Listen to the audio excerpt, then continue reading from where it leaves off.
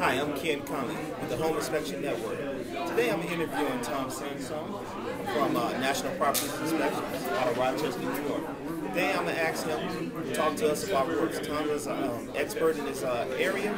So Tom, I have a few questions for you. Can you generally give a customer the age of roof shingles? Yeah, when we look at shingles, it's a little easier for me to address the age of an older roof because when a roof starts to get older, the shingles start to curl, crack, and shrink. And based on how much curling, cracking, and shrinking that I'm seeing, I can usually get a relatively accurate estimate of its age and how many years it has left in it. I know it's exactly when a roof will need to be replaced, but I can get you in the right ballpark as to approximately how many years of life it has in it. Great.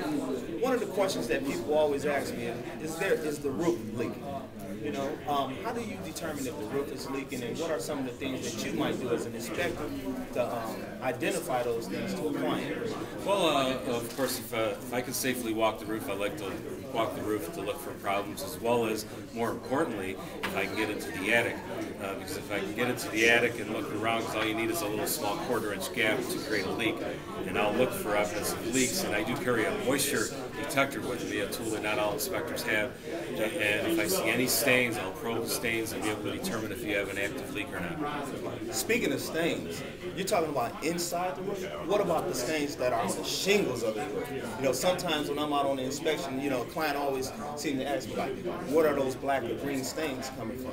Can you tell us something more about that? Yeah, the green stains are probably a type of mold. The black stains, actually they're a moss, which is a type of mold. And the black stains are a mildew, which is also a different type of a mold.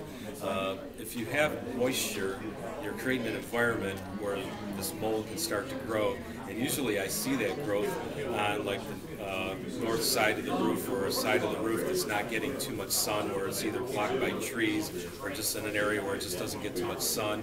The roof stays moist for long periods of time. It creates this environment that the moss or mildew can grow. There are products out there that can clean and remove that.